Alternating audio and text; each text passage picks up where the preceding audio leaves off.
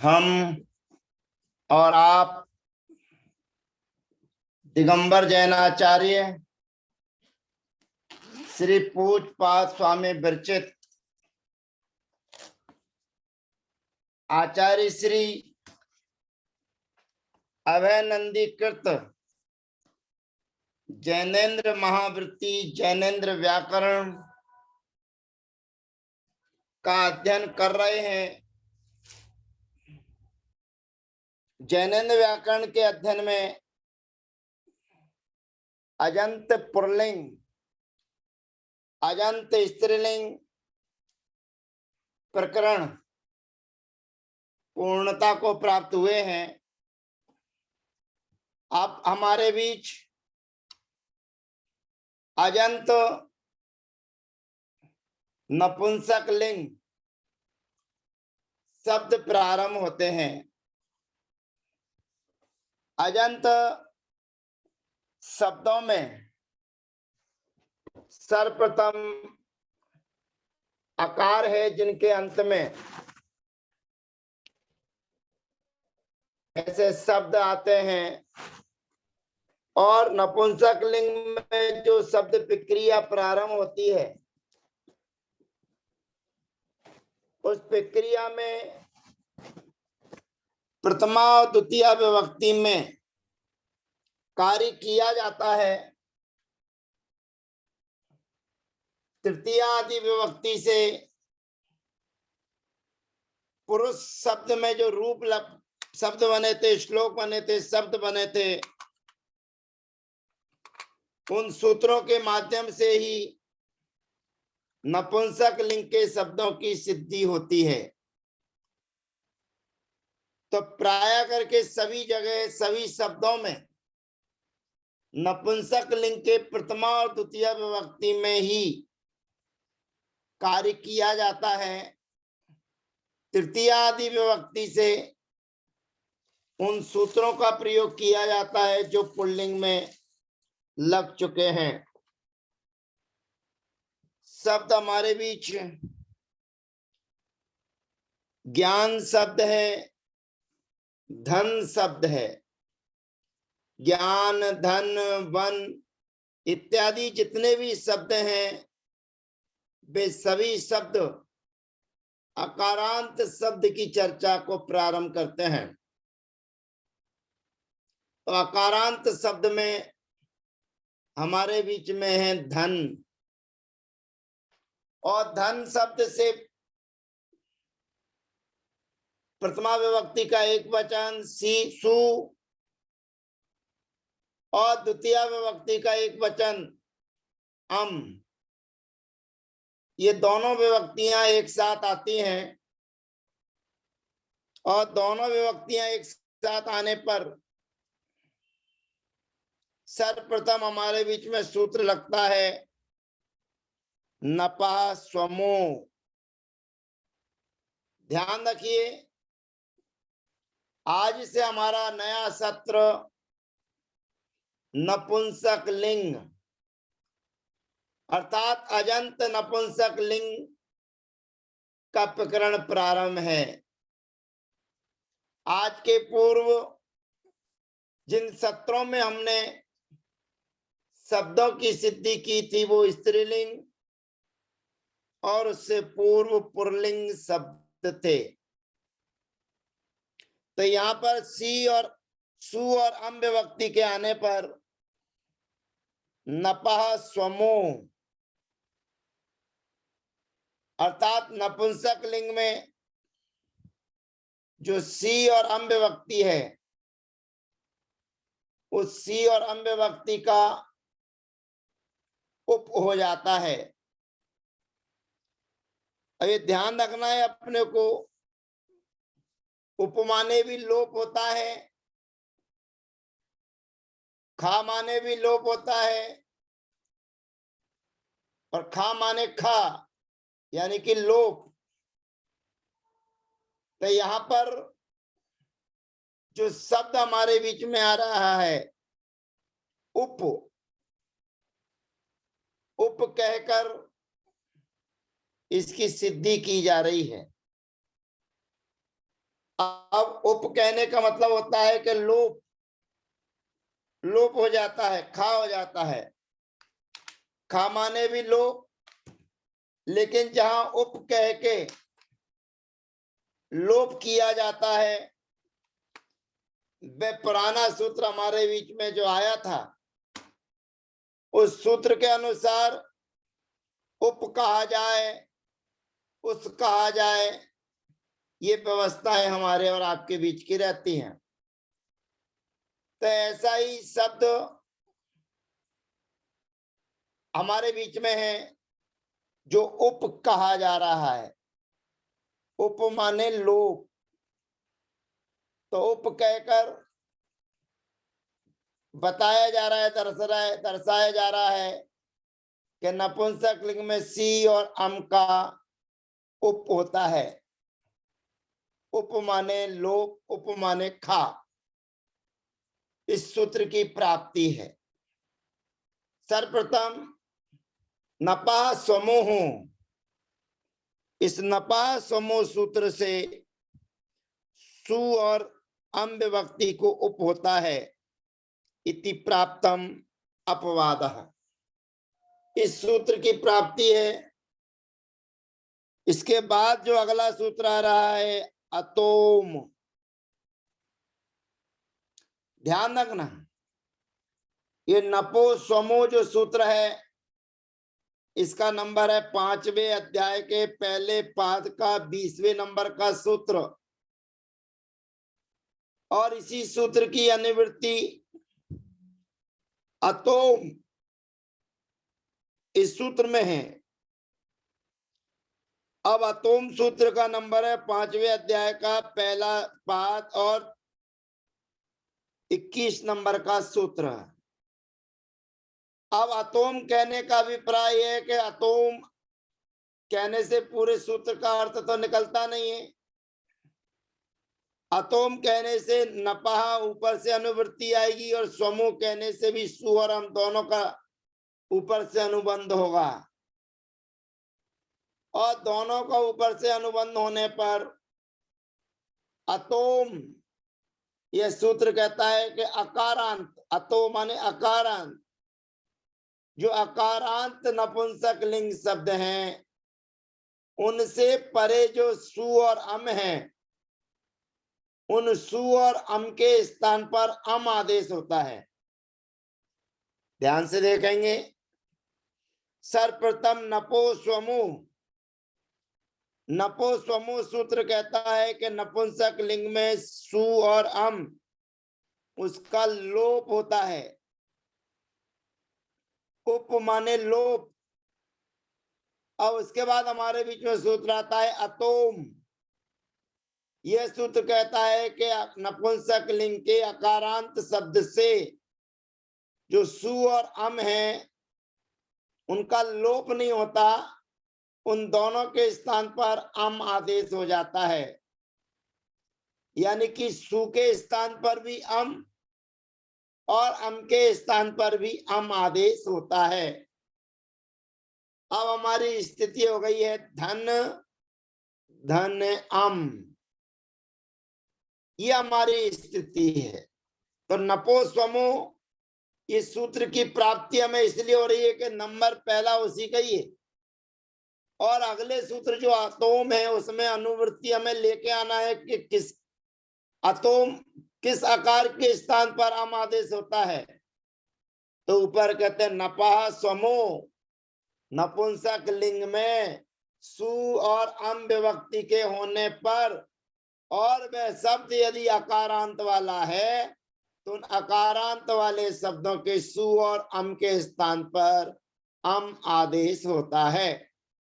तो धन धन अम, यहाँ समाना सवर्णे दीर्घी भवती परस्य लोपम स्व स्वे को दी सूत्र की प्राप्ति है।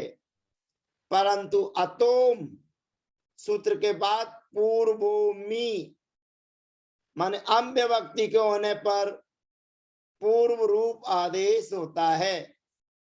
तो जो अम का आ था वो पूर्वोमी सूत्र के माध्यम से धन के आ में रहने वाले आम रूप मिल जाता है तो प्रयोग पहला सिद्ध हो जाता है धनम।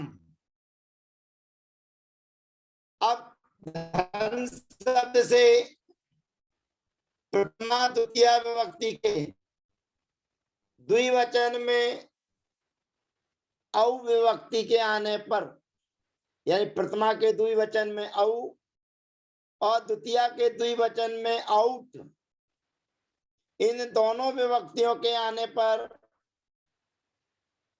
जो आउट में टा है उसका अनुबंध लोप हो जाता है, और अनुबंध लोप हो जाने पर धन धन औ या सर्वप्रथम आदेव सूत्र की प्राप्ति है, और आदेव सूत्र के बाद में चेप इस सूत्र की भी प्राप्ति है। दोनों सूत्रों की प्राप्ति होने पर नपह सूत्र से औ के स्थान पर सी आदेश होता है। अगला सूत्र हमारा है नपुंसक लिंग में तीसरे नंबर का सूत्र आता है नपह, जो अगले पेज पर है। वह कहता है नपो गोतरस्य औंगाः सी इति अयम आदेशो भवति। जो औ है उस औ के स्थान पर सी आदेश होता है। अब ध्यान रखना, जो प्रथमा विभक्ति का औ है और द्वितीय विभक्ति का जो औ है, इन दोनों की औंग संज्ञा होती है, तो उस औंग के स्थान पर सी आदेश होता है। सीमा से सा का अनुबंध हो जाता है, दीर्घ ई बचता है, धन धन ई। यहां सुटी पूर्व स्वम सूत्र से दीर्घ की प्राप्ति है, परंतु नेच्यात सूत्र के माध्यम से निषेध हो जाता है, और आदेप सूत्र से एप आदेश करने पर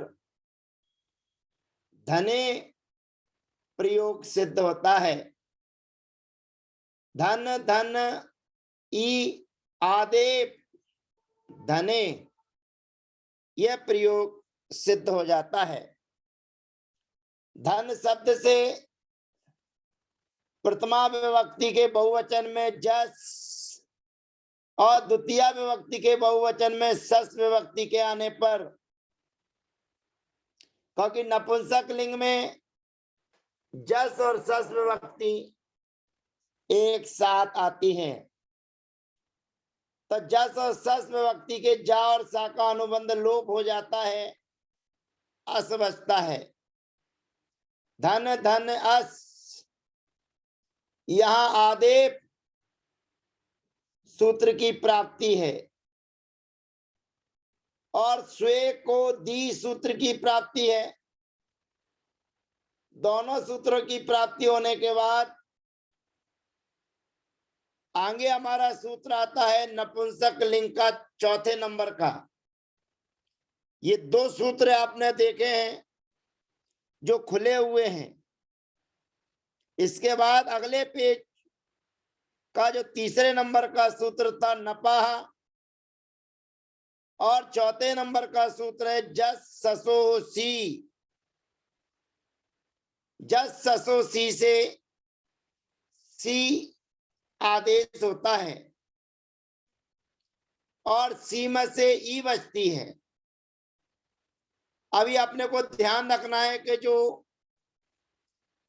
नपुंसक लिंग में औ के स्थान पर सी आदेश होता है, वह दीर्घ सी है, और यहां पर जो सी आदेश हुआ है वह ह्रस्व सी है।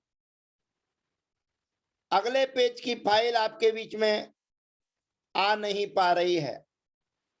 सूत्र जस ससो सी आपको नजर नहीं आ रहा है, ये सूत्र है अगला, जससोसी।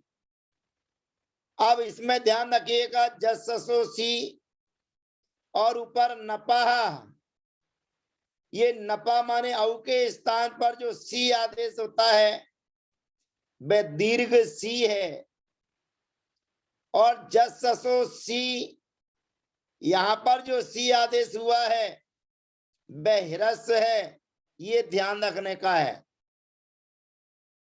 तो यहां पर भी सा का अनुबंध हो जाता है और ई बचता है। अब जो ई बचा हुआ है, धन धन ई, अगला सूत्र हमारे बीच में है सीधम।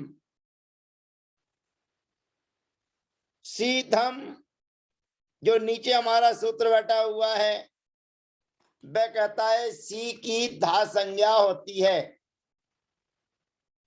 अब अपने को ये ध्यान रखना है कि जहां हमने पुल्लिंग शब्द का प्रकरण प्रारंभ किया था वहां पर सुट विभक्ति की धा संज्ञा होती है, अर्थात सु, औ, जस, आउट, इन 5 शब्दों की धा संज्ञा की गई थी। परंतु नपुंसक लिंग में जस और सस के स्थान पर जो आदेश होता है सी, उसी सी की सीधम, इस सूत्र जो आपके बीच में नीचे लिखा हुआ है 225 नंबर जो डला हुआ है, उस सूत्र के माध्यम से जो जस और सस के स्थान पर सी आदेश किया गया है उसकी धा संज्ञा होती है।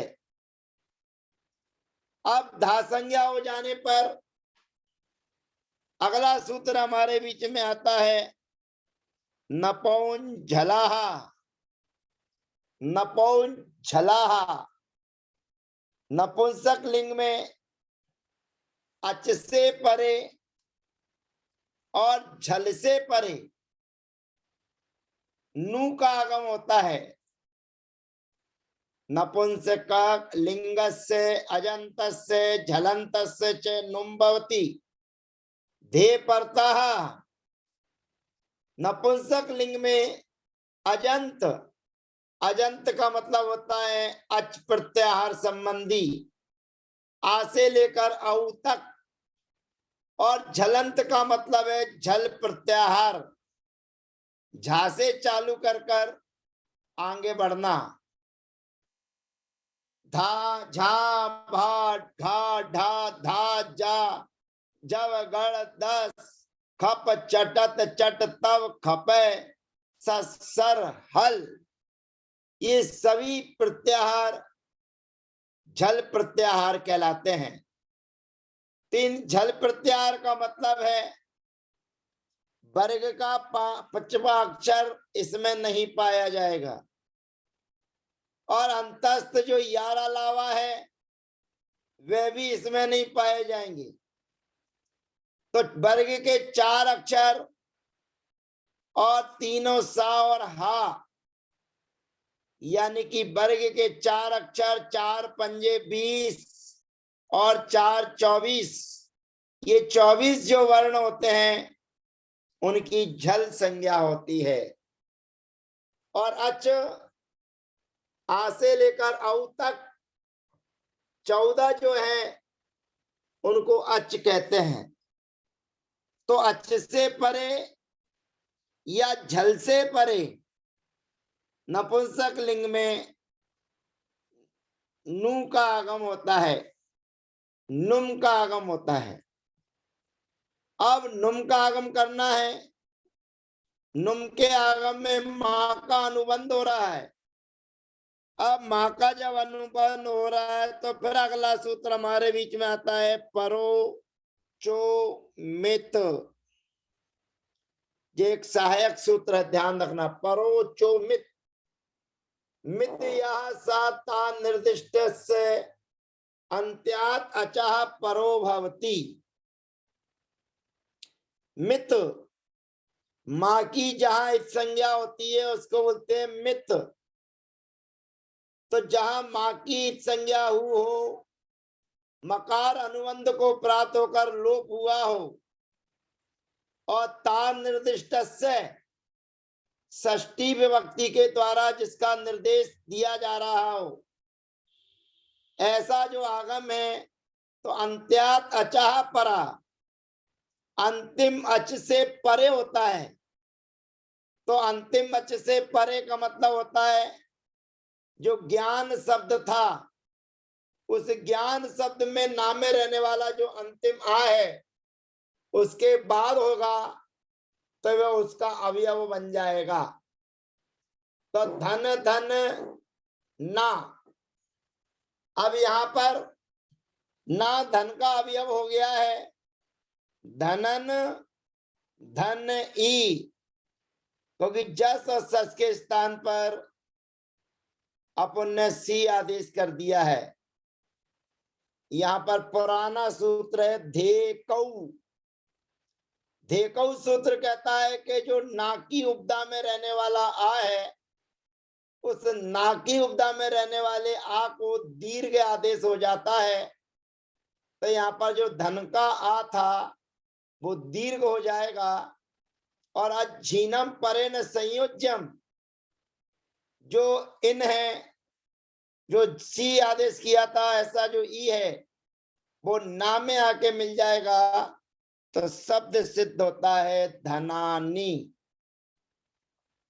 एक बार पुनः हम धनानी बनाने की कोशिश करते हैं कि नपुंसक लिंग में धन शब्द है और धन शब्द में सबसे पहले जस और सस विभक्ति आती है। जस और सस में से जा और सा का अनुबंध लोप होकर अस बचता है। तो यहाँ आदेप और स्वे को दी, इन दोनों सूत्रों की प्राप्ति है, परंतु सूत्र लगता है जस ससो सी, जो 224 नंबर का सूत्र आपके अंतर्गत है। वह जस ससो सी से जस और सस की स्थान पर सी आदेश हो जाता है और सी आदेश हो जाने पर सीधम से उसकी धा संज्ञा हो जाती है। जो सी आदेश किया है उसकी धा संज्ञा, यानी कि जस सस के स्थान पर होने वाला सी अब धा संज्ञक कहलाएगा। धा संज्ञक होने पर नपो झलाहा, ये सूत्र कहता है कि नपुंसक लिंग में अच और झल से परे नू का आगम होता है धा परे रहने पर। तो धा संज्ञक सी है ये, तो नू का आगम हो जाएगा। नुम का आगम कहाँ करें, तो कहते हैं परोचोमित। परोचोमित कहता है कि जहां माँ की संज्ञा होती है, ऐसा आगम जो अंतिम अच है उसके बाद होता है। तो अंतिम अच किस कहाँ है, धन शब्द में रहने वाला, नाम में रहने वाला आ, उसके सामने नू का आगम होगा, यानी कि वह उसका अवयव बन जाएगा। और अवयव बनने पर धेकौ पुराना सूत्र है, उस धेकौ सूत्र के माध्यम से दीर्घ आदेश होने पर अझीनम परेण संयोज्यम से धनानी, यह शब्द की सिद्धि होती है। तृतीय आदि विभक्तियों में जो पूर्व में शब्द हमारे बीच में आया था, उस वीर शब्द के समान सारी प्रक्रिया चलेगी, जिसकी चर्चा हम अगले सत्र में आपके बीच में रखेंगे तृतीय आदि विभक्तियों में। तो आज धन शब्द से प्रथमा विभक्ति के एक वचन में, द्वितीय विभक्ति के एक वचन में और द्वितीय विभक्ति के द्विवचन और प्रथमा विभक्ति के द्विवचन और बहुवचन की प्रक्रिया को सिद्ध किया है। शेष चर्चाएं अगले सत्र में। तब तक के लिए जय जिनेन्द्र, वंदना, सबका यथायोग अभिवादन।